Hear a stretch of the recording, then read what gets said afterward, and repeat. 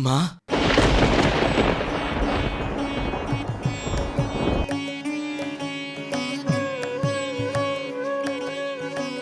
ನೀವು ನನ್ನ ತಾಯಿಯಲ್ಲವೇ?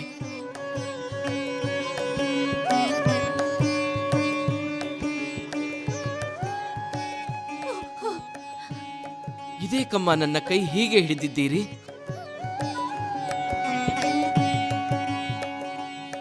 ಹೌದು, ನಾನು ಎಲ್ಲಿಂದ ಬಂದೆ? ಕಾಶಿಯಲ್ಲಿದ್ದೆ ಅಲ್ವೇ? ಇಲ್ಲ ಹೇಗೆ? ಗುರುಗಳೇ, ಏನು ನಡೆಯುತ್ತದೆ ಇಲ್ಲಿ? ಬಂದಿರುವವನು ನಿಮ್ಮ ಮಗನೇ. ಹೋಗಿ ಒಳಗೆ ಕರೆದುಕೊಳ್ಳಿ.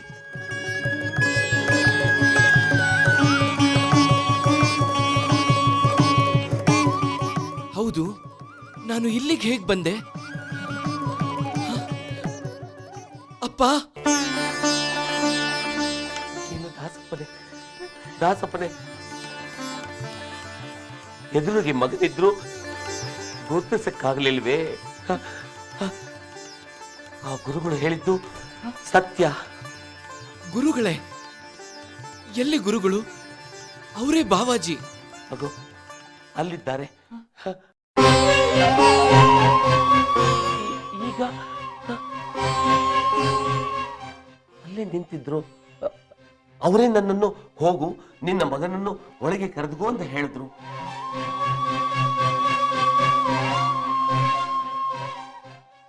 ಅವರ ಜೊತೆಯಲ್ಲಿ ಶಿಷ್ಯರು ಇದ್ರು.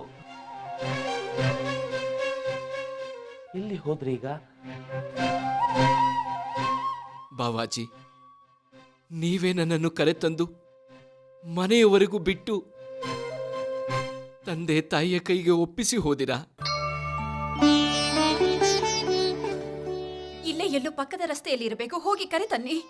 ಅಪ್ಪಾಜಿ, ಅಗತ್ಯವಿಲ್ಲ. ಅವರು ಮಹಾನುಭಾವರು.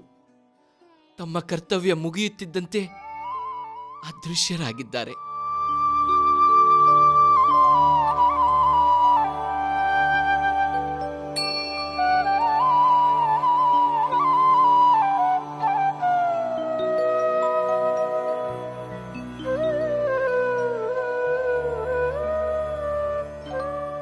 ದಾಸಪ್ಪ, ಬಾ ಒಳಗ್ ಬಾ.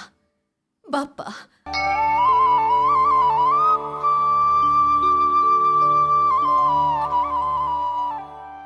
ಗಣಾನ್ವಾ ಗಣಪತಿಂ ನಮಾಮಹೇ ಕವಿಂ ಕವೀನಾಮುಪಮಶ್ರವಸ್ತಮಂ ಜ್ಯೇಷ್ಠರಾಜಂ ಬ್ರಹ್ಮಣಾಂ ಬ್ರಹ್ಮಣಸ್ಪತ ಆನಶೃಣ್ವನ್ನೋತಿಭಿಸ್ಸೇದಸಾಧನಂ ಶ್ರೀಕಾಶಿ ವಿಶ್ವನಾಥ ಸ್ವಾಮಿನೇ ನಮಃ.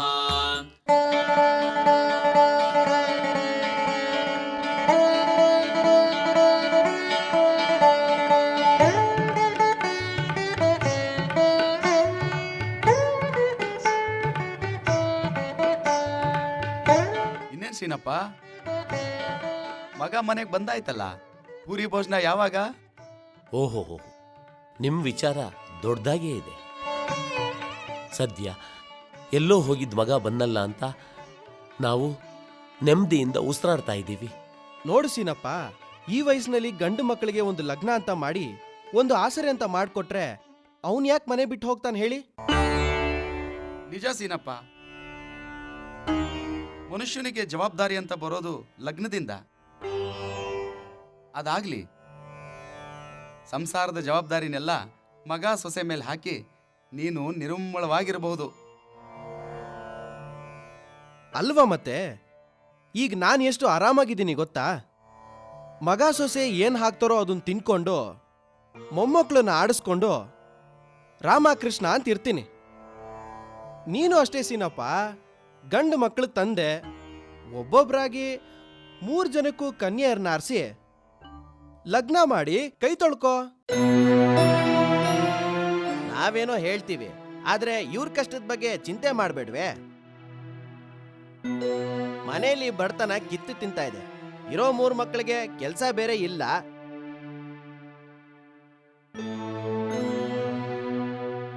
ಇನ್ನು ಅವ್ರಿಗೆ ಮದ್ವೆ ಮಾಡಿ ಅವ್ರಿಗೆ ವರ್ಷಕ್ಕೊಂದಂತೆ ಮಕ್ಕಳಾಗ್ತಿದ್ರೆ ಎಲ್ಲಿಂದ ತಂದು ತುಂಬಿಸ್ತಾರೆ ಅಷ್ಟೊಂದು ಬಾಯಿನ?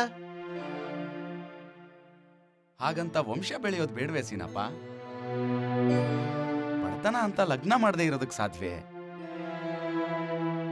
ಸೀನಪ್ಪನಿಗೆ ಆಸ್ತಿ ಇಲ್ಲ, ವಹಿವಾಟಿಲ್ಲ, ವೃತ್ತಿ ಇಲ್ಲ. ಯಾರಾದ್ರೂ ಕರೆದು ಕೆಲಸ ಕೊಟ್ರೆ ಉಂಟು, ಇಲ್ಲ ಅಂದ್ರೆ ಭಿಕ್ಷೆನೇ ಗತಿ. ಹೀಗಿದೆ ಸ್ಥಿತಿ. ಮೊದಲು ಹೊಟ್ಟೆಗೆ ಆಧಾರ, ಆಮೇಲೆ ಜುಟ್ಟಿಗೆ ಹೂವು. ಗಾದೆ ಇಲ್ವೇ? ನೀವ್ ಹೇಳೋದು ಸರಿ. ನನ್ ಮಗ ದೇಶಾಂತರ ಹೋಗಿದ್ದು ಬಡತನದಿಂದಲೇ. ಕಷ್ಟ ವ್ಯಸನಗಳು ಯಾರಿಗಿರಲ್ಲ ಹೇಳಿ? ಈ ಊರ್ನಲ್ಲೇ 3 ಹೊತ್ತು ಹೊಟ್ಟೆ ತುಂಬ ಉಣ್ಣೋ ಜನಗಳು ಎಷ್ಟಿದ್ದಾರೆ ಹೇಳಿ?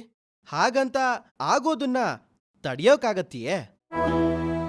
ಈಗ ಅನ್ಕೊಂಡೆ ನೀವು ಕಷ್ಟಕ್ಕೆ ಸಿಗಾಕೊಂಡಿರೋದು. ಮೊದಲು ನಿನ್ನ ಮಗನ ಜೀವನಕ್ಕೊಂದು ದಾರಿ ಮಾಡು. ಏನಿದೆ ಇಲ್ಲಿ ದಾರಿ ಮಾಡೋಕೆ? ಹೇಗೋ ದಾಸಪ್ಪ ಕಾಶಿಲಿ ಜ್ಞಾನ ಸಂಪಾದನೆ ಮಾಡ್ಕೊಂಡು ಬಂದಿದ್ದಾನೆ, ಅದನ್ನೇ ಆಧಾರವಾಗಿಟ್ಕೊಂಡು ಜೀವನ ಪ್ರಾರಂಭಿಸ್ಲಿ. ಹಾ, ನೀವು ಹೇಳೋದು ಸರಿ, ಅದೂ ನಡೀಲಿ. ಅದ್ರ ಜೊತೆಗೆ ಲಗ್ನ ಅದೂ ಆಗ್ಲಿ. ಭವಿಷ್ಯ ನಮ್ಮ ಕೈಲಿದೆಯೇ? ಅಲ್ದೆ ಈ ಕೈ ಕಟ್ ಕೂತ್ರೆ ಜೀವನ ಆಗತ್ತೆಯೇ? ಪ್ರಯತ್ನ ನಮ್ದು, ಫಲ ಆ ಭಗವಂತಂದು ಅಂತ ಮುಂದುವರಿಬೇಕು.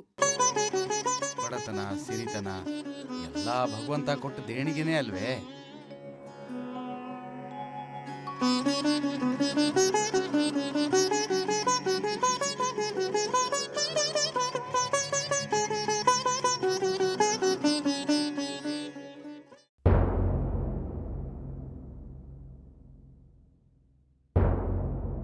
ಇದೇನು ಕೂಸಮ್ಮನ ಮಗ ದಾಸಪ್ಪ ಹೀಗೆ ಕೂತಿದ್ದಿ?